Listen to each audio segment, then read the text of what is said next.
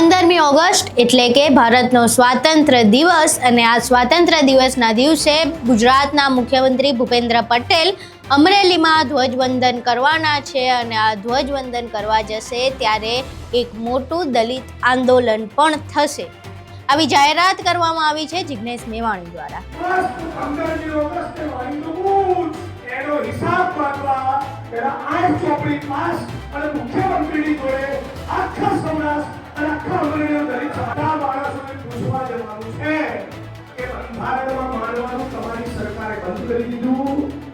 આખી ઘટના શું છે, શા માટે 15 ઓગસ્ટે દલિત આંદોલનની ચીમકી ઉચ્ચારવામાં આવી છે, એવું તો શું થયું કે જિગ્નેશ મેવાણીએ આંદોલનની ચીમકી ઉચ્ચારવી પડી, તમામ વિશે વિગતે ચર્ચા કરવી છે। નમસ્કાર, તમે જોઈ રહ્યા છો ચક્રવાત ન્યૂઝ, હું આપની સાથે અહેમદ।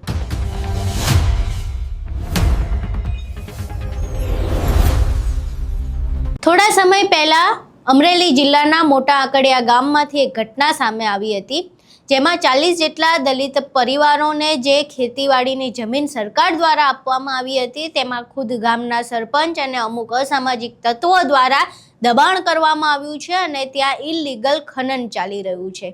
આ જે ગેરકાયદે ખનન ચાલી રહ્યું છે તેને લઈને નરેશ વાળા નામના એક દલિત આગેવાને અવાજ ઉઠાવ્યો। તેમણે જે અવાજ ઉઠાવ્યો તેમાં પોલીસ દ્વારા આ ખનન કરનારા લોકો જે ભૂમાફિયાઓ છે તેમની સામે તો ફરિયાદ ન કરવામાં આવી, પરંતુ બાદમાં નરેશ વાળા ઉપર હુમલો થયો અને જે વ્યક્તિઓ દ્વારા હુમલો કરવામાં આવ્યો એ વ્યક્તિઓ પાછા હોસ્પિટલે જ હાજર હતા અને તેમ છતાંય ફરિયાદ નરેશ વાળા ઉપર જ કરવામાં આવી।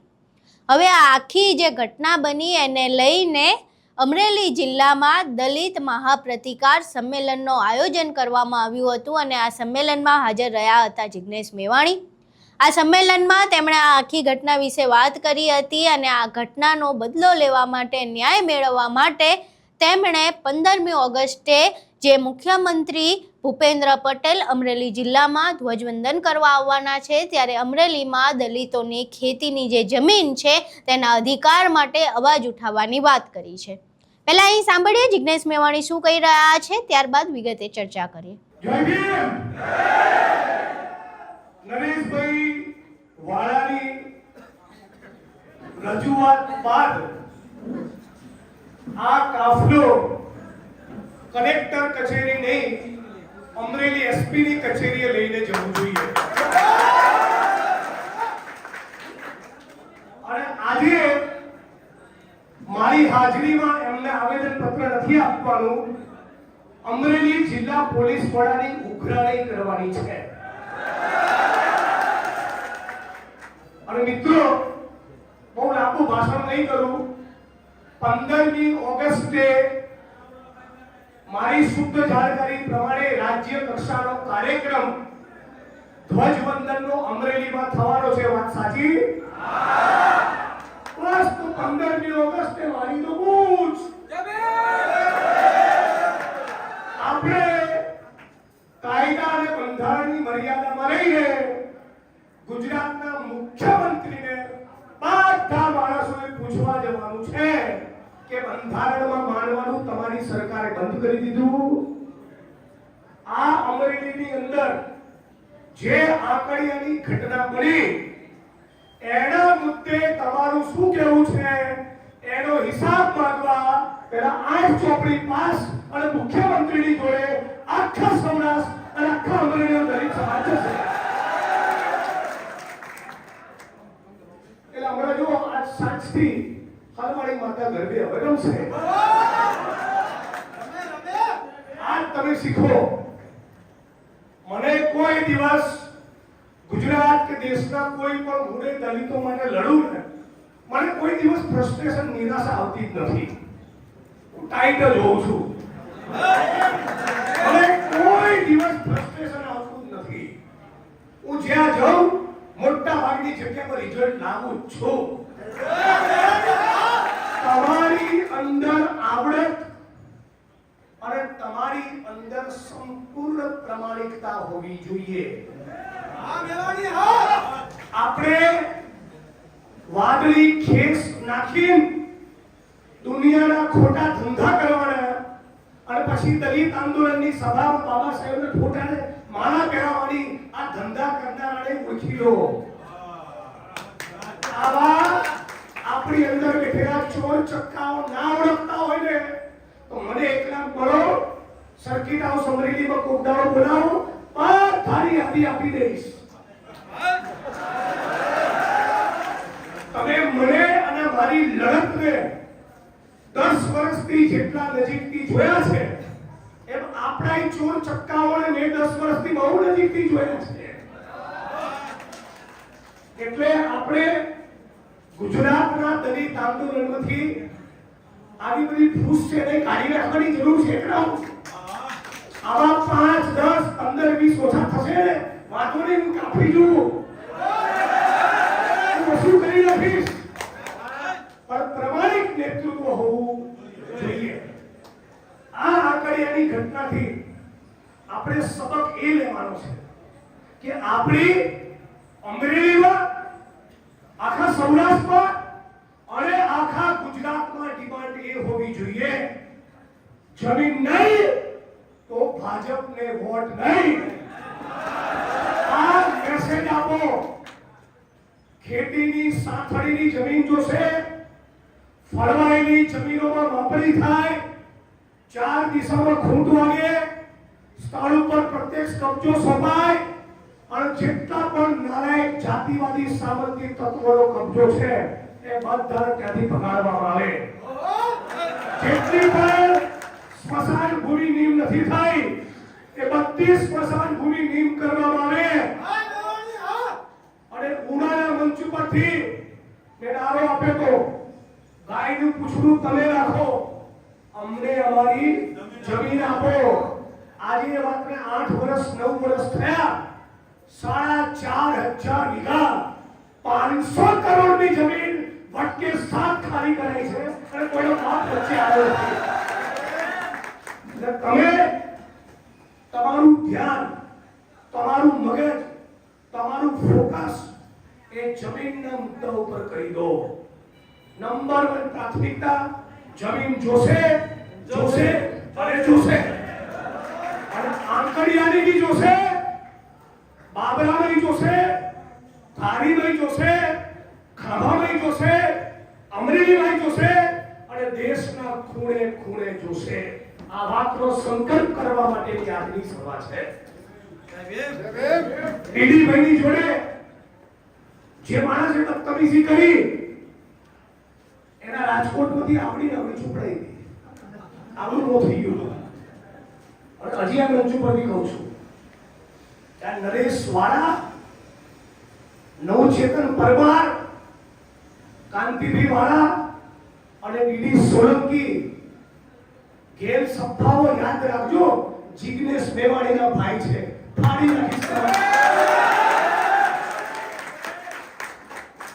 આ તો ધારાસભ્યો છું એટલે અમુક વાર વચ્ચે જ્ઞાન કરતો હોઉં છું, બાકી કાટ લાગેલો નથી. અને હું તો છેક 2,500 આસામની જેટલો આટો ખરીદ આવ્યો છું. આપણને કોઈનું ટેન્શન નથી. બાકી ખોપડી ફાટશે તો તમારી ફાડી નાખીશ. અને એટલે આજે એસપી ને કહેવાનું છે, માનનીય જિલ્લા પોલીસ વડા નહીં, મિસ્ટર એસપી અમરેલી 24 કલાકમાં નવચેતનભાઈ અને નરેશભાઈ વાળાના પોલીસ સ્ટેશનમાંથી જામીન આપી દો. બાકી 15મી ઓગસ્ટ થવાની હશે. તૈયાર થઈ જાઓ બધા 15મી ઓગસ્ટ માટે. રેડી છો ને? આપણે કાયદો હાથમાં લેવાનો નથી. આપણે કાયદો હાથમાં લેવાનો નથી. હાથમાં ફોટો રાખવાનો કોનો? હાથમાં ફોટો રાખવાનો કોનો? અને સવાલ પૂછવાનો કોને? ગુજરાતના મુખ્યમંત્રીને.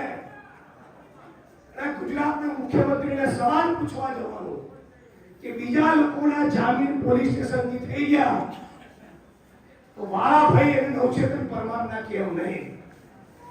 આજે સાથીઓ, આટલી ખુલ્લી દાદાગીરી આ એટલા માટે છે કે તમે સમજી લો, આ દેશમાં બહુ બધી પોલિટિકલ પાર્ટીઓ છે.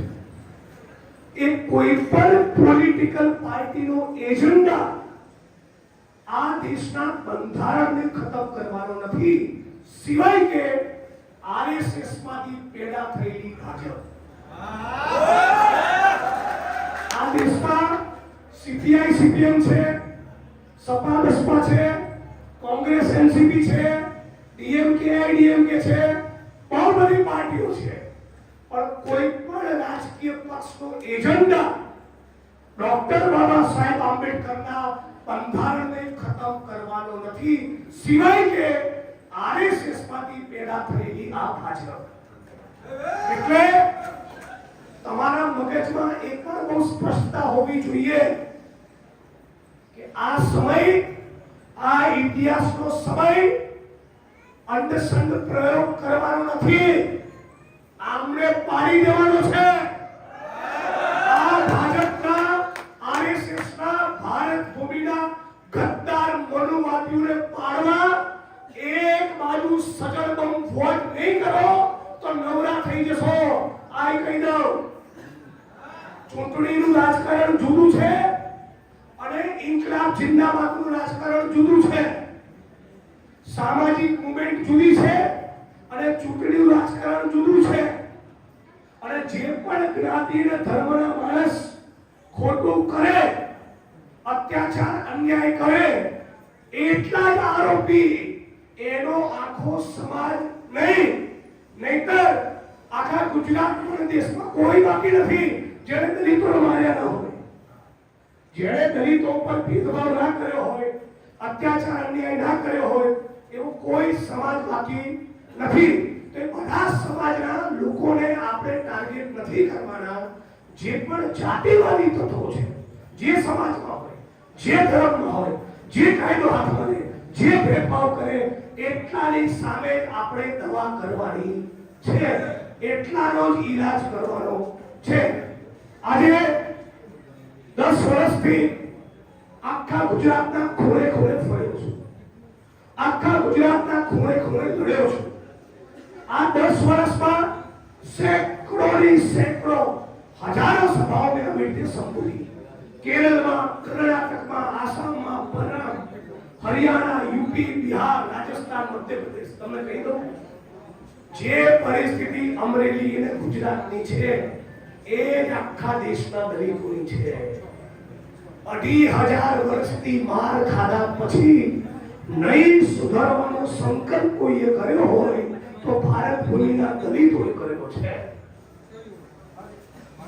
જય ભીમ નામનું સંગઠન બન્યું હોય એટલે બીજો ઉભો થાય જય જય જય ભીમ સંગઠન, અને જય જય ભીમ સંગઠન બન્યું હોય એટલે કૌંસમાં લખશે કાશીરામ. એનાથી ના ધરાય જય ભીમ જય ભીમ જય ભીમ ગુણ્યા 4 વખત જય ભીમ વત્તા કાશીરામ. પણ બધા સંગઠનો એક નજરા હેઠળ આવી એક સાથે ઇન્કલાબ જિંદાબાદ કરવા માંગતા નથી. બોલો કેમ? એટલા માટે કે બધાને તીઓનો નેતા થઈ જવું છે. પણ તકલીફ એ છે કહાણી એવી આવડત નથી અને નેતા થઈ જવું છે. એવી કાબેલિયત હોય, એવી ક્ષમતા હોય, તમને એમ બોલશે કે ગુજરાત વિધાનસભાનું બજેટ આવવાનું જ કાલ ડિબેટમાં બેસો શું બોલશો એ ખબર હોવું છે. દેશની ફોરેન પોલિસી કેવી હોવી જોઈએ? ના ના ના જય ભીમ એવું ના ચાલે. જય ભીમને બોલવું પડે, બાબા સાહેબનું જીવન ચરિત્ર વાંચવું પડે, ફૂલેનું ગુલામગીરી વાંચવું પડે અને ઇકોનોમીને બજેટ પર ટપ્પુ પડવો જોઈએ. એવી ક્ષમતા, એવી પાત્રતા, એવી લાયકાત અને એવો જીગરો પેદા કરો તો ગુજરાત તમને નેતા બનાવે, એમને ના બનાવે. અહીં તમે જિગ્નેશ મેવાણીને સાંભળ્યા. હવે જિગ્નેશ મેવાણીએ ઉનાકાંડ વખતે જે સૂત્ર આપ્યું હતું તે સૂત્ર ફરી એકવાર પુનરાવર્તિત કર્યું છે અને કહ્યું છે કે અમને અમારી જમીન તો પાછી જોઈએ, એના માટે કંઈ પણ કરવા તૈયાર છીએ. આ માટે 15મી ઓગસ્ટે આંદોલનની ચીમકી પણ ઉચ્ચારવામાં આવી છે. હવે 15મી ઓગસ્ટે આંદોલનની ચીમકી ઉચ્ચારી છે. એક બાજુ મુખ્યમંત્રી ધ્વજવંદન કરતા હશે, બીજી બાજુ દલિતોનું આંદોલન હશે. ત્યારે જોવું રહ્યું કે 15મી ઓગસ્ટે અમરેલીમાં શું માહોલ જામે છે. આખી ઘટના તમે જોઈ, જિગ્નેશ મેવાણીએ જે વાત કરી એ પણ તમે સાંભળી. હવે આખી ઘટના વિશે અને જે આંદોલનની ચીમકી ઉચ્ચારવામાં આવી છે તેના વિશે તમારું શું માનવું છે? તમારા મંતવ્યો અમને કોમેન્ટ બોક્સમાં જરૂર જણાવજો. વિડીયો પસંદ આવ્યો હોય તો વિડીયોને લાઇક કરજો, શેર કરજો અને અમારી ચેનલને સબસ્ક્રાઇબ કરવાનું ભૂલશો નહીં. નમસ્કાર.